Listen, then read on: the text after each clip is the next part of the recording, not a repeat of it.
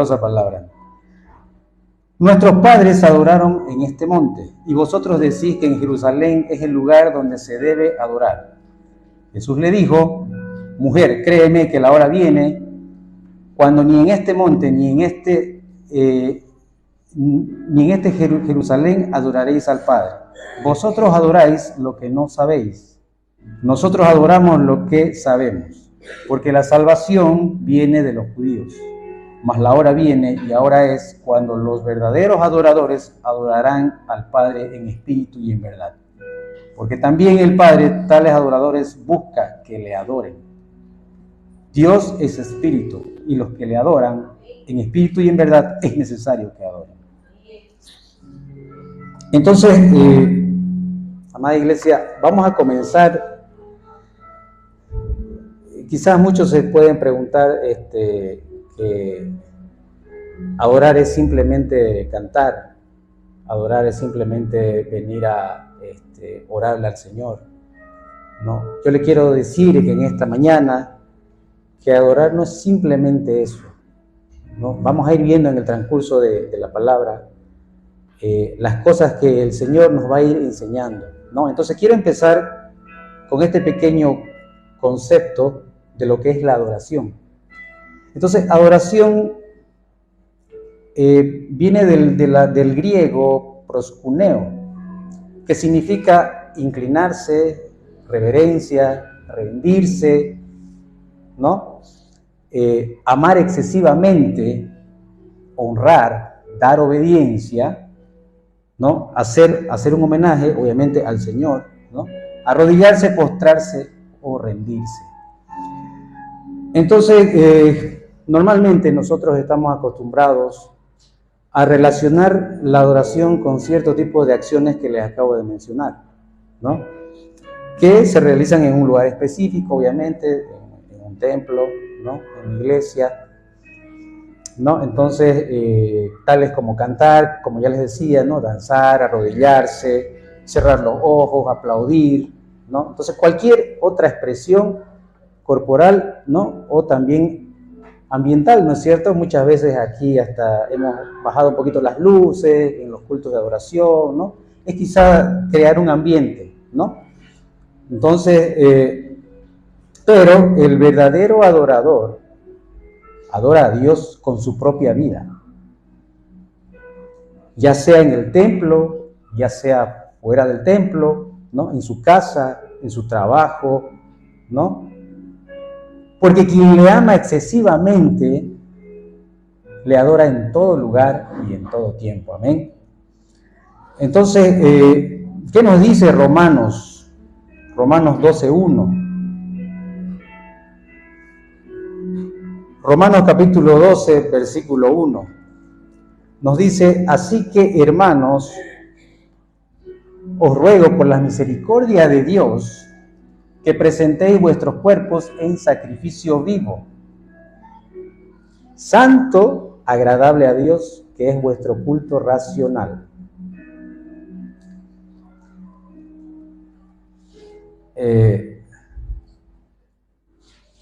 Muchas veces, ¿no? Quizá, como lo dice la palabra, ¿no? Muchas veces la adoración pública, ¿no? La adoración en público algunas veces quizás puede ser falsa, ¿no? Solo la adoración privada revela al verdadero adorador, ¿no? Los que adoran solo en el templo pueden ser tenidos como hipócritas porque adoran a Dios de boca con un corazón dividido. Y eso quizás muchas veces nos pasa, ¿no? ¿Qué dice Marcos capítulo 7, versículo del 6 al 7? Marcos capítulo 7, versículos del 6 al 7. Dice: respondiendo él, les dijo: hipócritas, bien profetizó de vosotros Isaías, como está escrito: este pueblo de labios me honra, mas su corazón está lejos de mí. Pues en vano me honran, enseñando como doctrinas mandamientos de hombres, ¿no? Y esto hace, obviamente, ¿no? que nuestra adoración se vaya convirtiendo en una tradición religiosa. Y eso obviamente no es lo correcto, ¿no? Entonces, quizás nos vamos acostumbrando a ciertos ritos, liturgias, tradiciones religiosas, que eso en realidad no van a ayudarnos a cambiar desde adentro de nuestro corazón. Isaías 29:13, ¿qué dice? Para que no digan que me estoy inventando. Isaías 29:13 dice pues el Señor, porque este pueblo se acerca a mí con su boca y con sus labios me honra, pero su corazón está lejos de mí. Y su temor de mí no es más que un mandamiento de hombres que les ha sido enseñado. Entonces, la verdadera adoración es para quien anda en integridad, ¿no? Y realmente hace justicia, pero no justicia propia, sino la justicia divina que nos enseña nuestro amado Padre Celestial a través de su palabra. Entonces, es también la adoración verdadera, la adoración que agrada al Señor, ¿no? Es para quien habla la verdad, ¿no? En su corazón. Y para esto les quiero compartir este versículo que dice en Juan, que seguramente muchos lo conocen. Juan capítulo 15, versículos del 1 al 5. ¿Qué nos dice el libro de Juan? Capítulo 15, versículos del 1 al 5. Yo soy la vid verdadera y mi Padre es labrador. Todo pámpano que en mí no lleva fruto, lo quitará, y todo aquel que lleva fruto lo limpiará, para que lleve más fruto. Ya vosotros estáis limpios, dice, por la palabra que os he hablado. Permaneced en mí y yo en vosotros, como el pámpano no puede llevar fruto por sí mismo, sino permaneced en la vid, así tampoco vosotros, si no permanecéis en mí. Yo soy la vid, vosotros los pámpanos. El que permanece en mí y yo en él, este lleva mucho fruto. ¿Por qué? Porque separados de mí, nada podéis hacer. Amén. Entonces nunca vamos a poder adorar en espíritu y en verdad si somos mentirosos, si somos lisonjeros o si tenemos doblez de corazón. Salmos 12 del 1 al 2. Salva, oh Jehová, porque se acabaron los piadosos, porque han desaparecido los fieles entre los hijos de los hombres. Habla cada uno con su prójimo, hablan con labios lisonjeros y con doblez de corazón. Yo me puse a buscar labios lisonjeros, habían sido labios aduladores.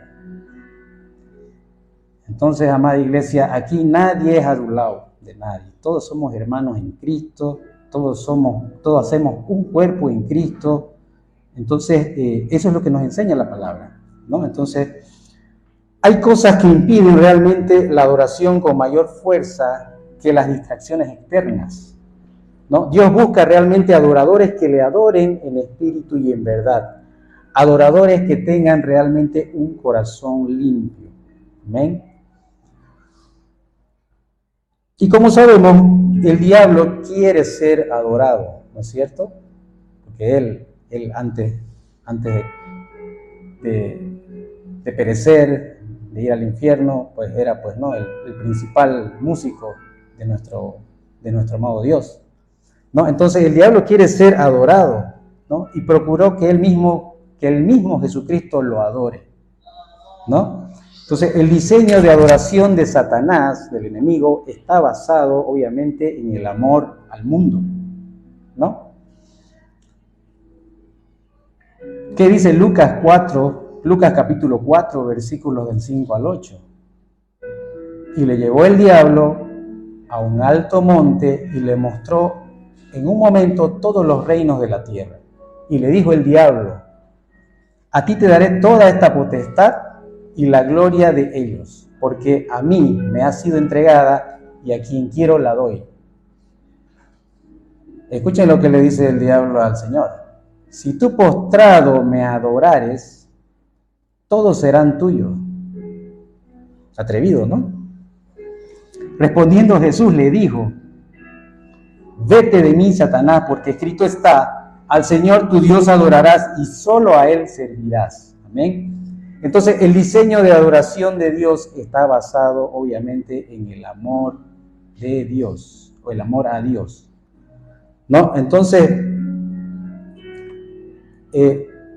volviendo un poquito al versículo inicial, que habla sobre la mujer samaritana, para ponerlos en contexto, en el capítulo en el versículo inicial, ¿no? Si ustedes recuerdan, cuando Jesucristo estaba en su ministerio y andaba de pueblo en pueblo, de nación en nación, ¿no? Llegó a este lugar, Samaria, ¿no? Y dice la palabra que llegó a la hora sexta, dice, ¿no? Que si lo convertimos a nuestros tiempos sería como el mediodía, más o menos, ¿no? Donde el sol está pelando, ¿no? Entonces, llegó a esa hora Jesucristo y se sentó, ¿no? Ahí en un pozo de agua, y apareció esta mujer, ¿no? Donde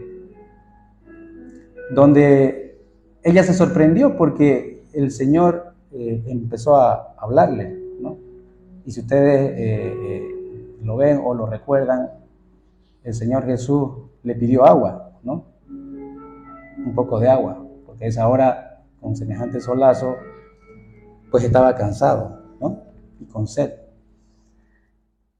Y esta mujer se sorprendió porque no pensaba que un judío podía tener algún tipo de conversación con los samaritanos.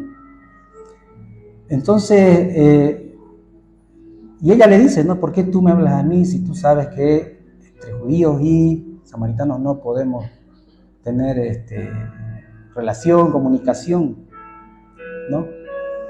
Pero ahí es donde el Señor justamente le muestra a ella, ¿no? De que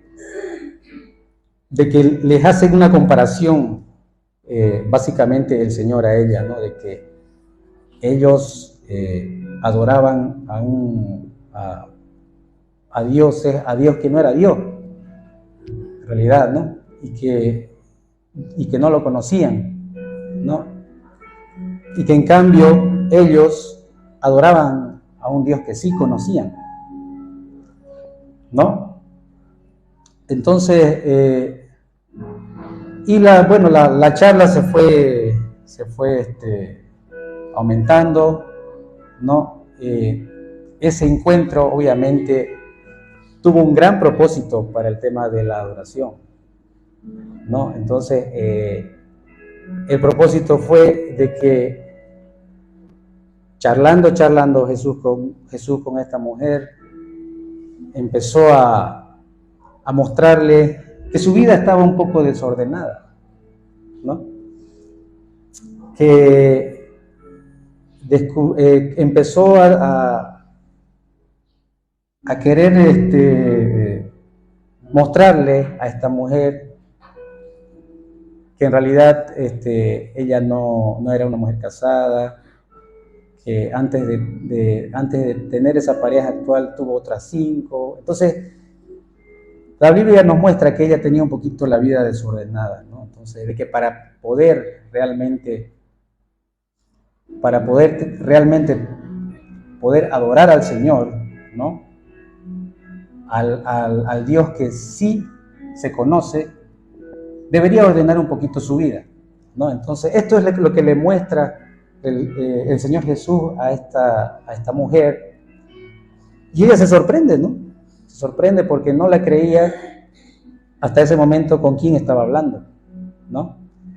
Ella le dijo que tú pareces un profeta, que por lo que me dices, ¿no? Y he escuchado que el Mesías iba a llegar. Entonces, y él le dice, ¿no?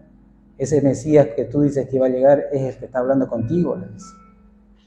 Y ella se sorprende, ¿no? Se sorprende a tal punto de que, no sé, yo pienso que ella sí entró en shock, digamos, no, estoy hablando aquí con el Señor Jesús, y no se había dado cuenta, ¿no? Entonces, y lo que el Señor le quería mostrar en ese momento, en ese lugar, era que esa agua que estaban bebiendo del pozo, si ellos bebían de esa agua, iban a seguir teniendo sed. Pero si bebían del agua que nos da nuestro Señor Jesucristo, jamás iban a tener sed. Porque el Señor Jesús le estaba enseñando que su palabra es agua viva. Amén. Entonces,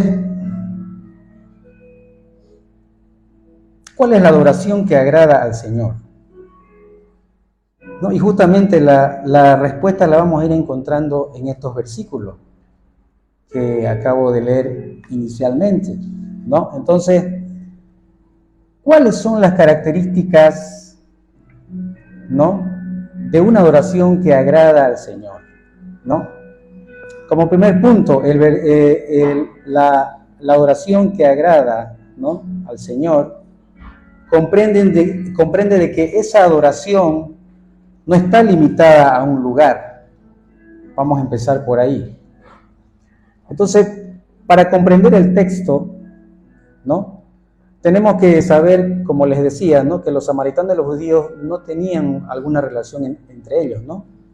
Y entre las causas de la separación justamente es que los samaritanos adoraban en el templo que ellos construyeron, en el monte Gerizim, y los judíos adoraban en el templo construido por Salomón en Jerusalén.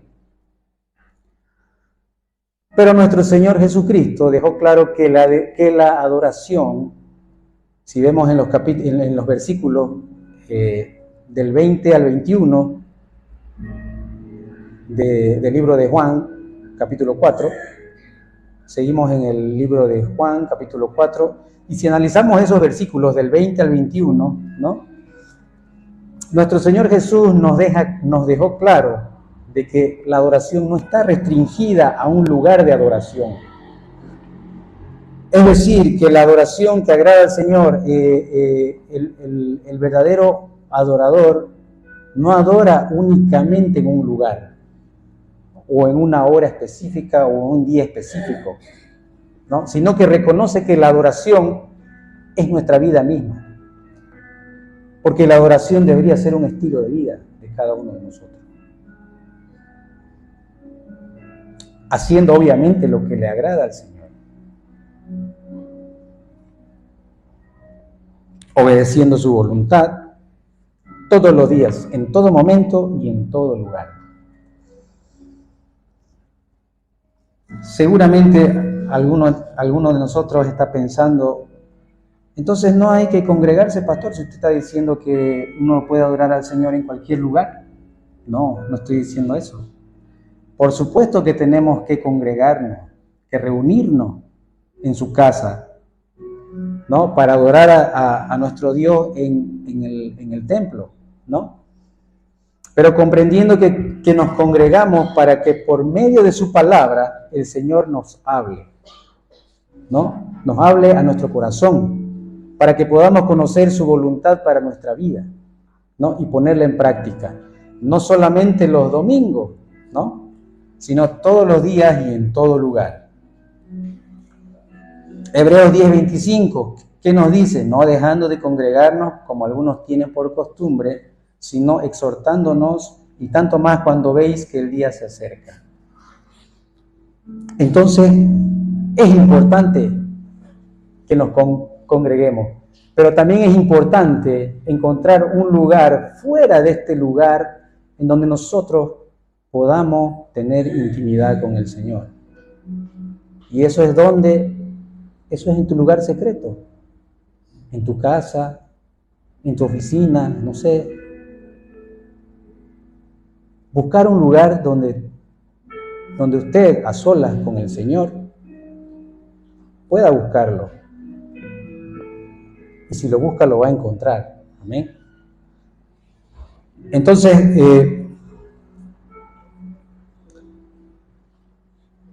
primer punto, entonces, la adoración no está limitada a un lugar específico, ¿no? Punto 2, el verdadero adorador, o la adoración que agrada al Señor, tiene una verdadera relación con Dios. Es lo que les mencionaba hace un momentito. No religiosa o intelectual. Si leemos el versículo 22, dice, ¿no? Mas la hora viene y ahora es cuando los verdaderos adoradores adorarán al Padre en espíritu y en verdad. Porque también el Padre tales adoradores busca que le adoren.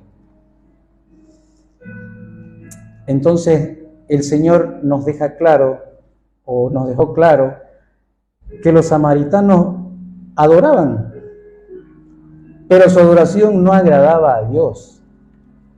¿Por qué? Porque adoraban lo que no conocían. Es decir, que su adoración era solamente un ritual. Y yo quiero preguntarte en esta mañana, ¿tú realmente conoces al Señor para venir a adorarlo como Él se merece? No, sí, pastor, yo lo conozco, yo oro todos los días, yo vengo los domingos, yo diezmo, cumplo con el Señor, pero no es solamente eso. No es solamente cumplir tu trabajo en la iglesia con los ministerios, con el liderazgo que Dios te ha dado. No es solamente eso.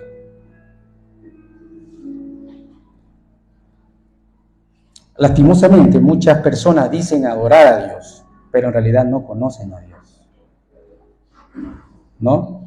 Y su adoración simplemente está enfocada en un lugar, en un método, en una forma, ¿no? No en una relación personal con el Señor. Y adorar lo que no se conoce, ¿saben qué significa? Religiosidad. Adorar lo que no conocemos, ¿no? ¿Qué nos dice Hechos, el libro de Hechos, capítulo 17, versículos del 22 al 23? Hechos capítulo 17, versículos 22 al 23. Entonces Pablo, puesto en pie en medio del Areópago, dijo: varones atenienses, en todo observo que sois muy religiosos, porque pasando y mirando vuestros santuarios, hallé también un altar en el cual estaba esta inscripción: al Dios no conocido, al que vosotros adoráis, pues sin conocerle es a quien yo os anuncio. Pablo había ido a Atenas, a conocer Atenas, a evangelizar, a predicar la palabra. Y se encontró con muchos ídolos, con muchos santos, Artemisa, Apolo y no sé quiénes más. Y él dijo eso. Se paró, miró la ciudad y Pablo dijo: ustedes son muy religiosos. ¿Qué diría Pablo si estuviera aquí en Santa Cruz en el mes de diciembre, entre el 8 y el 15 de diciembre, en la carretera Cotoca? ¿Qué diría él? Vosotros sois muy religiosos. Caravana de gente yendo a la Virgencita de Cotoca. No estoy hablando mal para la Virgen. Sabemos que la Virgen es la madre del Señor, la madre de Dios, una mujer muy importante en la Biblia. Pero si pasamos al otro lado de adorar imágenes, estatuas, como lo hacían los atenienses en su tiempo, entonces vamos a caer en la religiosidad. Es lo mismo, ¿no? Entonces el Señor también dejó claro que los judíos conocían las Escrituras, ellos sabían que el Salvador vendría a ellos, ¿no? Pero habían personas, gente que realmente cuando Jesús vino, cuando estuvo aquí, no lo reconocieron. Es decir, conocían las Escrituras, ¿no? De clean a cola, pero realmente no conocían al Dios de las Escrituras, al Señor. Así que muchos cristianos podemos tener mucho conocimiento de las Escrituras, ¿no? Mucho conocimiento doctrinal o teológico, quizás, pero Si no conocemos a Dios, ¿de qué nos sirve? Si no conocemos verdaderamente a Dios. Y así no podemos ser verdaderos adoradores, ¿no? Pues no podemos adorar a lo que no conocemos.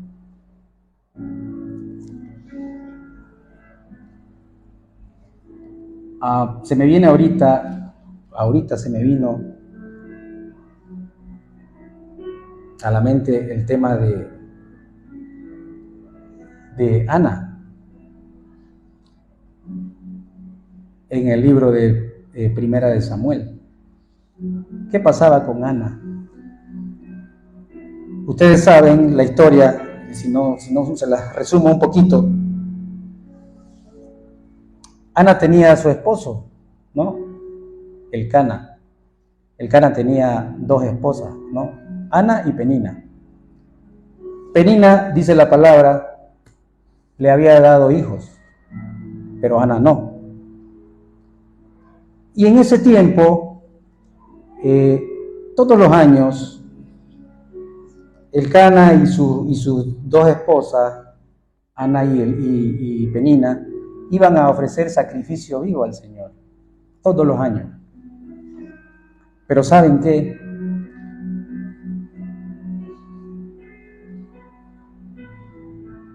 Ana iba a ofrecer sacrificio, ¿no?, en adoración al Señor, pero algo no estaba bien en su corazón. Tenía algo que la ponía irritable, que era justamente que no podía tener hijos, era estéril, ¿no? Y Penina, obviamente, pues seguramente iban los tres juntos, y Penina con los hijos de ella, y seguramente pues no había eso de que, ay, mira, yo tengo hijos, pues no. En el momento seguramente, no sé, la palabra no lo dice, pero yo me imagino que era por eso que Ana se irritaba cada vez que iba y ofrecía sacrificios a Dios, ¿no? Iban, mataban su becerrito, todo, adoraban al Señor, pero la adoración de Ana no era verdadera. Se podría decir que técnicamente era adoración, pero no era adoración verdadera. ¿Por qué? Porque ella vivía irritada, vivía con esa, no sé, depresión, con esa angustia de no poder darle hijo a su esposo. Entonces esa adoración se veía un poco truncada, un poco como que no era verdadera, ¿no es cierto? Entonces Ana oraba, le pedía al Señor de que por favor le clamaba de que le dé un hijo varón, ¿no? Hasta incluso ella dijo eso, ¿no? Quiero un hijo varón. Entonces ella hacía eso cuando iba con su esposo, con Penina, en público, ¿no? En público iba, ofrecía sacrificios, adoraba, pero lo hacía, como les dije hace un momento, de boca para afuera, porque realmente en su corazón no estaba limpio, ¿no? Entonces, la Biblia dice que ella fue en un momento determinado, fue al lugar sola, a pedirle al Señor, a buscar al Señor, a volver a clamar por ella, ¿no? Y la palabra dice, ¿no?, que el sacerdote Elí, que estaba por ahí, pasó incluso la dio hasta por borracha, ¿no? ¿Qué estás haciendo aquí hablando sola? Porque ella, dice la palabra, estaba hablando en su corazón, ¿no? Solamente se movían los labios, dice la palabra en Primera de Samuel, capítulo 1, versículo 12 y 13. Entonces, ella estaba hablando con el Señor a solas, encontrándose con Él. ¿Para qué? Para que pueda escuchar la voz de Dios. Entonces, cuando esto vio Elí, le dijo, no, ¿qué haces aquí? Vos estás borracha, anda, digerí tu vino, dice, ¿no? En el versículo 14. Estás hablando sola.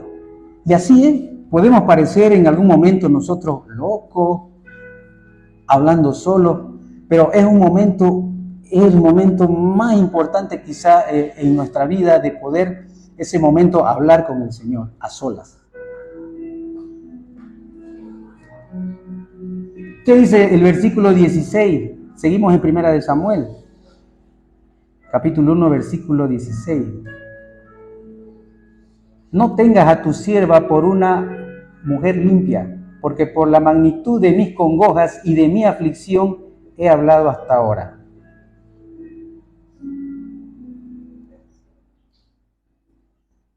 Más atrás, en el versículo 10, ella dice, ¿no? Dice la palabra, ella con amargura de alma oró a Jehová y lloró abundantemente. Ella estaba en un momento determinado amargada. Y si nosotros venimos aquí con el corazón herido, amargado, nuestra adoración no va a pasar del techo, igual que las oraciones. Es así, hermano. Entonces, cuando ella realmente desparramó su alma, su corazón delante de Dios, el Señor la escuchó.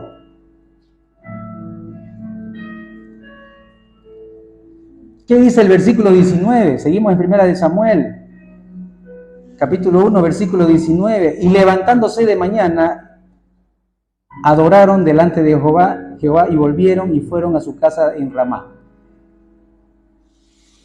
Y el Cana se llegó a Ana, su mujer, y Jehová se acordó de ella.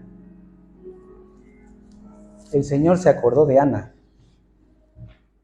O sea que su clamor, sus oraciones, no fue en vano. Nuestras oraciones no son en vano. Cuando realmente nos despojamos de cosas que en nuestro corazón nos causa dolor, nos causa amargura, tristeza, no sé. El Señor conoce los corazones de cada uno de nosotros.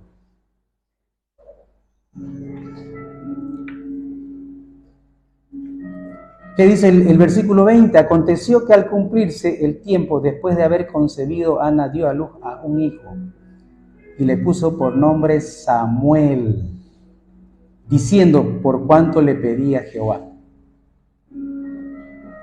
¿Saben qué quiere decir Samuel? Dios te escucha. Eso significa. Miren qué importante es hacer lo que hizo Ana en ese momento. Buscar al Señor a solas. Porque ella quizá no se daba cuenta o no sabía que lo que hacía de ir, ofrecer sacrificio, adorar, no lo estaba haciendo bien.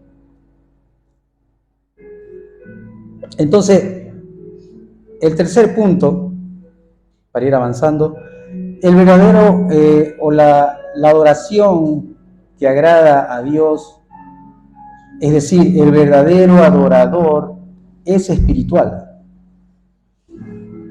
Volvemos al versículo que leí inicialmente, Juan capítulo 4 del 20 al 24. Pero ¿qué nos dice solamente el versículo 23 al 24? Dice que el verdadero adorador es espiritual. ¿Y qué nos dice los versículos 23 y 24? Mas la hora viene y ahora es cuando los verdaderos adoradores adorarán al Padre en espíritu y en verdad. Porque también el Padre tales adoradores busca que le adoren. Dios es espíritu, y los que le adoran en espíritu y en verdad es necesario que adoren. Nuestro Señor Jesucristo dijo que el verdadero adorador adora al Padre en espíritu y en verdad. Eso significa que el verdadero adorador que agrada a Dios tiene que ser una persona espiritual. Pero ¿qué significa ser una persona espiritual? No quiere decir que una persona tiene que estar las 24 horas, ay, espíritus chocarreros, en este lugar. No, no es eso. Porque nosotros somos personas, también somos personas humanas. No somos 100% espirituales. Pero, ¿qué nos dice? Generalmente nos confundimos pensando que una persona espiritual, ¿no?, es alguien que aparenta ser espiritual, por sus acciones, por sus actitudes, ¿no?, en el momento justamente de adorar o de cantar, ¿no?, incluso hasta de predicar, ¿no? Pero tenemos que tener algo claro, muy importante, ¿no?, que lo espiritual no se aparenta, lo espiritual se vive. Solamente hay esencia donde hay perfume. ¿Amén?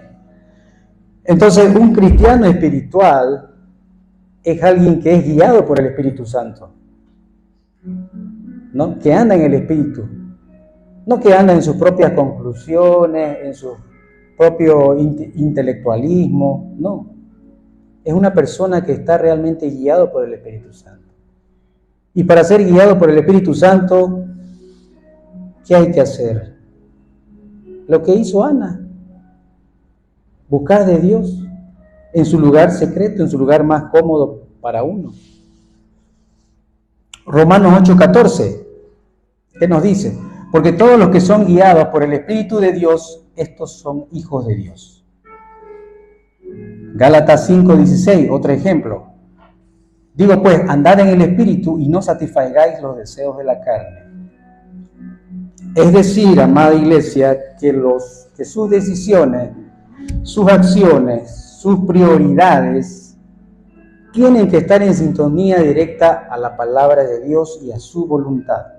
Amén. Si queremos ser realmente adoradores en el Espíritu y en verdad, tenemos que entrar en la presencia, en su presencia, ¿no? Con un corazón duro, como piedra. No, con un corazón quebrantado. Y sobre todo un corazón humilde. Santiago capítulo 4, versículo 9 al 10. Afligíos y lamentad y llorad. Vuestra risa se convierte en lloro y vuestro gozo en tristeza. Humillaos delante del Señor y Él os exaltará. Amén. Amado hermano, amada hermana, usted puede adorar a Dios utilizando los dones que Dios le ha dado, ¿no? Usemos nuestros talentos para servir al Señor, no solamente adorando aquí, cantando, ministrando, sino también en lo que uno hace en la iglesia, en su ministerio, en el liderazgo que Dios le ha dado.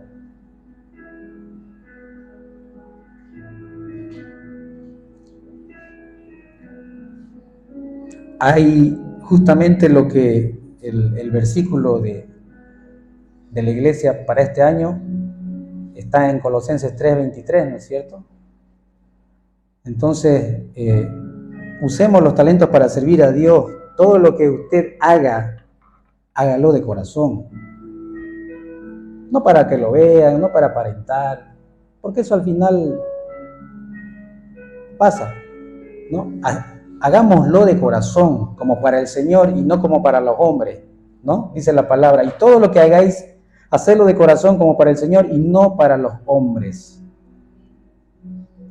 Sabiendo que del Señor recibiréis la recompensa de la herencia, porque a Cristo el Señor servís. Colosenses 3, 23 y 24. Entonces no sirvamos al ojo, como queriendo agradar a los hombres, sino como a verdaderos siervos de Cristo. Amén.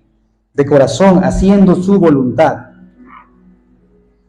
Efesios capítulo 6, versículos 6 5 al 8, siervos, obedeced a vuestros amos terrenales con temor y temblores, con sencillez de vuestro corazón, como a Cristo, no sirviendo al ojo como los que quieren agradar a los hombres, sino como siervos de Cristo, de corazón, haciendo la voluntad de Dios, sirviendo de buena voluntad, dice, como al Señor y no a los hombres, sabiendo que el bien que cada uno hiciere, ese recibirá del Señor, sea siervo o sea libre. Entonces, amada iglesia, la adoración es una actitud interior que viene del interior. ¿De dónde? De nuestra alma, de nuestro corazón. Y obviamente eso acompaña a tener una postura exterior, ¿no? La adoración no puede ser realizada por otras actitudes como el miedo, ni por obligación, ni por interés, ¿no? Debe ser realizada con amor, gratitud para glorificar al Señor. Amén. En este caso, la música es un canal, un vehículo para adorar. La música en sí no es adoración, es solamente un canal que el Señor nos ha dado, ¿no? Instrumentos para poder cantarle, adorarle. Entonces, la música es simplemente un canal para poder adorar, ¿no? Y obviamente los instrumentos son elementos que contribuyen para poder aclamarlo, ¿no? Son un medio para poder entonar cánticos, ¿no? Pero solo en los íntegros, como dice la palabra, es hermosa la alabanza. Salmos capítulo 33, versículos del 1 al 3. Alegraos, oh justos, en Jehová. En los íntegros es hermosa la alabanza, dice. Aclamad a Jehová con arpa, cantarle con salterio y decacordio. Cantarle cántico nuevo, hacedlo bien, tañendo con júbilo. Amén. Entonces la adoración vive de nuestra capacidad de asombro en la presencia de Dios. Como cuando un niño delante de su padre, cuando su papá le muestra cosas, le enseña cosas, el niño se asombra, ¿no es cierto? ¡Wow, papá! Así tiene que ser nuestra adoración.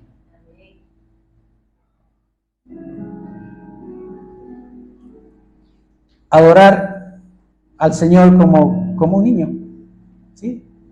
¿Por qué no? Debemos aprender a emocionarnos y a asombrarnos de todo lo que Dios es y todo lo que Dios hace. Adorar es aprender a venir delante de Dios con los brazos y por sobre todo con el corazón abiertos. Esperando obviamente y desearle hablar con Él y también escuchar su voz. Jamás debemos olvidar que nuestra capacidad de admiración por lo que Dios es y Él hace es la base de la adoración a Dios. Amén. Aprendemos a adorar a Dios cuando presentamos delante de Él nuestra emoción, nuestra voluntad, nuestra imaginación, nuestra razón muchas veces, ¿no? Sin que falte ninguna de estas cosas, pero sin que la adoración sea menos que poner todo nuestro ser a sus pies, a los pies del Señor. Obviamente con reverencia y emoción, con alegría y asombro también, con imaginación y con razón, y siempre con nuestra voluntad dispuesta a encontrar momentos para estar con Él. No solamente aquí los domingos a las 10 o a las 7 de la noche. Entonces, adorar es aprender a disfrutar y agradecer las cosas que Dios nos da.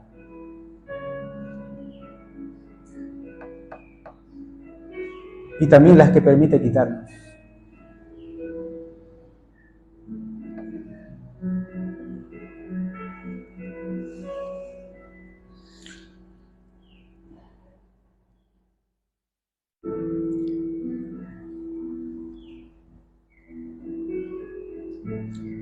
Yo sé que mi hermano está allá arriba.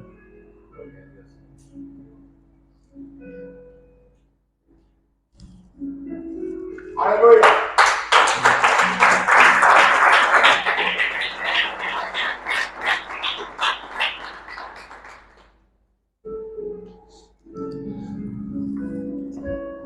Pero el Señor permite muchas veces hasta que perdamos seres queridos. Aún así no debemos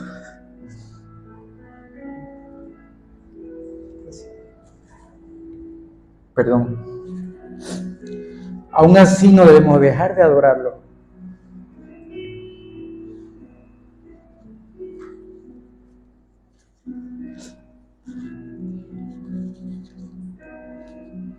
Es así de simple, hermano.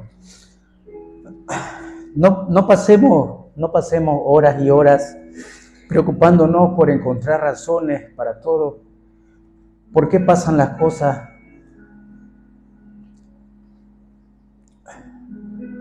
Porque cuando hacemos eso empezamos a intelectualizar las cosas y perdemos esa capacidad de asombro.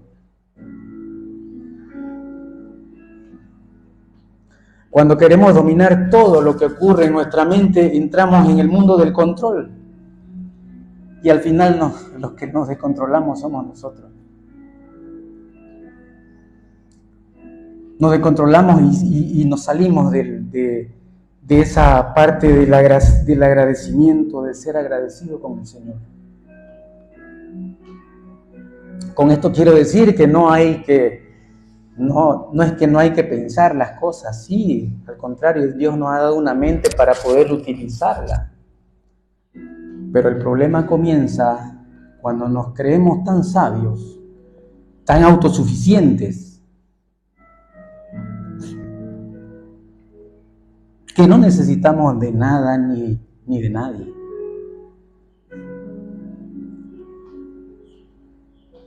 Y en consecuencia, no agradecemos nada. Porque si lo sabemos todo, si nosotros nos creemos autosuficientes, con sabiduría propia, bueno, no necesito de nadie, no necesito nada, yo puedo solo, no.